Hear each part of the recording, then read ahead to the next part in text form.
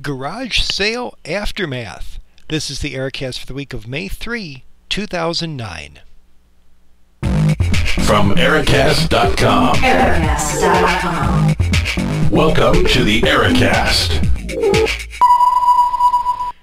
Well, thanks as always for listening or watching, as the case may be. The Ericast, I'm your host, Eric Larson, 206-339-3742 being the listener feedback number.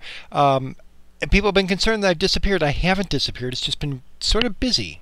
Here at the Larson household, we had our annual spring garage sale where Ruth takes all of her coupon-related booty. Not booty in the modern 2009 sense, but booty in the sense of the vintage pirate sense, but not in the current Somali pirate sense. See, it gets very confusing as we're trying to find an apt metaphor. Sorry. Ruth takes all of her coupon-related stuff, plus some other things that we had lying around the house, and we sell it in the garage sale because we have a big garage. It's been kind of fun. But the problem with doing that is it sort of takes me off the face of the earth, and then it's busy, and then it's spring, and we're doing fun things and stuff. So people wonder where I went, including our friend Rob. So let me see. I think I just realized that I put the... Can I move this? I'm going to try... That's not going to work. This might not work. I'm going to try to get Rob's call in here. Let's see if we can hear from Rob. Hey Eric, Rob here. I was calling you because I was wondering when the next Ericast is coming out. It's been like a month, man. And also, you have all these exciting things I'm sure you could tell us about, like garage sales and weather and how everything went and stuff. So we need an update. Get on there. All right. Bye. Okay, so now I feel just a little bit silly that I was talking about garage sales and weather. I guess Rob knows me pretty well. By the way, did I mention I'm using... Somebody asked if I think it was Matt Beckwith. Hi, Matt. I hope you're doing okay. What tool I use, and I happen to be using Adobe Visual Communicator 2. And there is a Visual Communicator 3 out there, but I'm using version 2. It's a little quirky, including the fact that I almost got this recorded a few days ago, and then it just locked up. And it not just, oh gee, the application locked up, the computer locked up completely. But being the mature person I am, I just gave up. I said, I'm not going to do this tonight, and off I went. So point being, I was kind of wondering if I could run the audio clip and then put the slate up for those of you watching in video, and not have the clip stop, and it worked, I think. We'll find out once it all renders out. So what have I been doing? I mentioned the garage sale. I mentioned the fact that the weather is nice. I did indeed get out on the bike, the eZip Trails bike. Greetings to Yolanda, if she's still watching the Ericast. I saw that she did follow through and buy an eZip bike thing, whatever it's called. eZip Trails bike. So I hope that's working out for you. I saw some of the photos on Facebook. By the way, if you want to find more about me, you can go to Ericast.com and then go on the... I'm not even going to try pointing. It's one of these directions. You go to the side. It's the right-hand side. So let me think. If I gesture properly, I think I can say it's right here. Maybe that'll be right. But if you're watching on YouTube, you're going to say, yeah, but I don't see what you're talking about. But go to Ericast.com and you'll see links to Twitter and Facebook and that sort of thing. And that's where you can find out more about me, including the fact that I'm on Facebook, and Yolanda was nice to friend me. And then I can see the photos that she's got up of the bicycling that they were doing. Pretty cool. So what I discovered, here in the Twin Cities metropolitan area, there's a county park called Lebanon Hills, because Apple Valley, Minnesota used to be called Lebanon. And I don't know the story behind the name change, except I think it might have been just more popular to be Apple Valley and not Lebanon, because I think there were things like wars in Lebanon right about the time homes were being built in Apple Valley. So it'd probably be like naming a country Somalia, or, a county, city, town of Somalia right now, or Iraq. Kuwait, Minnesota. Hey, why is this not as popular? Well, because it's just the name's kind of awkward. Can we pick something nice and happy like Fluffy Bunny or Apple Valley? Anyway, Lebanon Hills has these bike trails, and I was joking on Twitter, I don't call it the beginner trail, it's the warm-up trail, or the first trail. But really it's the beginner trail. It doesn't do anything interesting like go over rocks or big tree roots or anything like that. And I was on the bike trail with the bike. Very happy that I got the E-Zip with the knobby tires instead of with the street tires. So that worked out great. So I was happily enjoying that.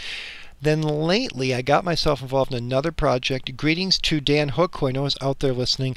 I thought I'd be done by now, but I've been beating my head against the wall all evening, metaphorically speaking, regarding the htaccess file on GoDaddy. Now GoDaddy is the web hosting thing, domain name. You can buy domain names from them. They're known for their racy Super Bowl commercials, but you can also host stuff there, and I've done that with the really cheap hosting. It's like $3 or $4 a month. Well, if you're on Linux, sorry if this is too geeky for some of you, but it's okay. You can handle it. It's good. If you're on Linux, you got Windows and Linux as operating systems. Linux uses Apache. Yeah, you can run Apache on Windows, but nobody does. And in Apache, you have these things that control where files come and go from, and one of them is called htaccess. It's this little file, and that says, hey, this web server is supposed to serve this file from here. I want it modified in this way or whatever.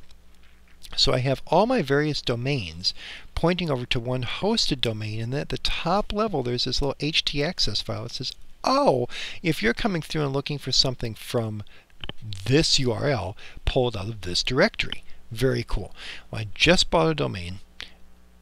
I can't get it to work. There's something special about this domain which explains why it might not work, but oh, this is driving me crazy. So if I get it working, that will be mentioned in the next Ericast. Now, why do I mention all this? Well, one, because the Ericast is just random stuff about me, and two, because I don't have any good photos or anything interesting to kind of throw in for the video side of this, so sorry, it's just me, a talking head this week. Cope. Be happy there's an Ericast at all. And if you get bored and want other video, go back into the feed, watch some of the college video stuff I was talking about a month ago, and then comment on that and let me know what you think of that. But I'm also mentioning it because I think I might try changing where the Ericast.com domain publishes. This is a little bit frightening. Because right now it's a redirect.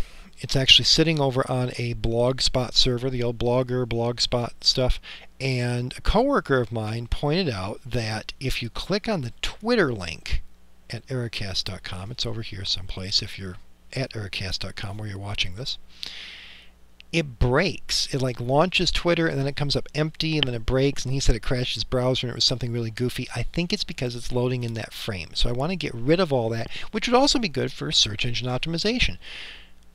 But we've got to make it happen. And the problem is if I do it and it breaks, then the Ericast feed is just going to really break and I'll be gone. So I think I'm going to try it. I think. But if I disappear and like the site seems broken or whatever, I'm not dead, I'm not gone. I just managed to break the domain, and we'll have to figure out how to put it back together because I don't know how well I'm going to do getting it back on the Blogspot if I have to. I don't know. Just thinking out loud. But that's what the Ericast is all about. Now, if you'd like to chime in, add your own thoughts out loud or whatever that might be, you know how to get a hold of me.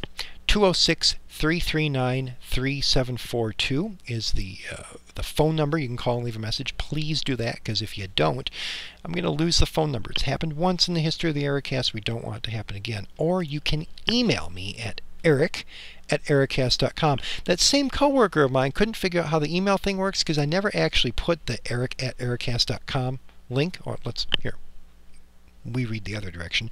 eric@ericast.com. I think that worked out that way. I never put that on the website anyplace because I don't want spam bots to pick it up and things. I mention it in the Ericast a lot. eric@ericast.com. And I had the little graphic. But on the website, you have to kind of figure it out because I make it slightly obscure. But you can do it. Email me there. Email or call, one way or another. Get a hold of me. And until next week or next time, maybe it'll be a month, but I hope it's only going to be a week. So until next week, take care. Thanks for listening to the Ericast from Ericast.com. Visit us at www.ericast.com.